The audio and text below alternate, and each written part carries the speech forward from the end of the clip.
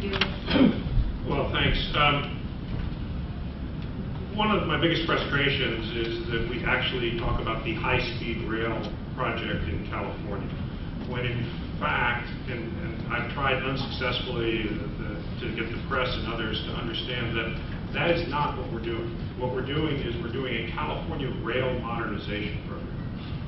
And maybe it's because I came from a local transit district, but I think one of the things I'm proud of is probably the biggest transformation in the program when Governor Brown came in and his leadership team came in, was that we started looking at the high-speed rail as simply the spinal part of a statewide rail transportation system.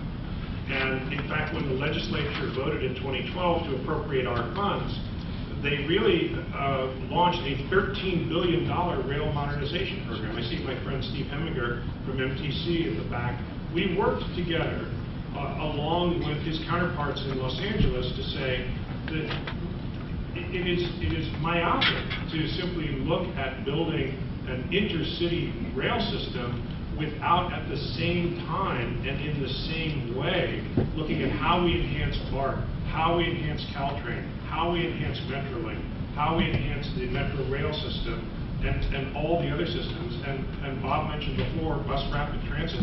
The mayor of Fresno has been a huge advocate for a bus rapid transit connection to the high-speed rail station in Fresno.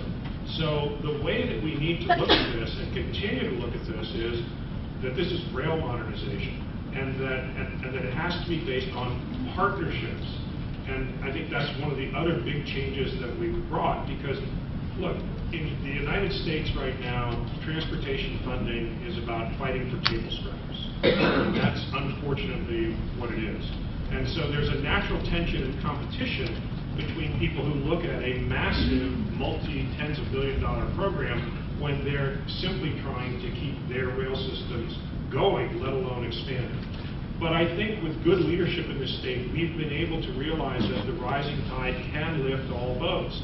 High-speed rail has gotten criticism from some of its earliest advocates for sharing resources so that we actually are the last piece of the funding puzzle on the run-through tracks in Los Angeles. We're the last piece of the funding puzzle on Caltrain electrification. We're the last piece of the funding puzzle on the central subway system here.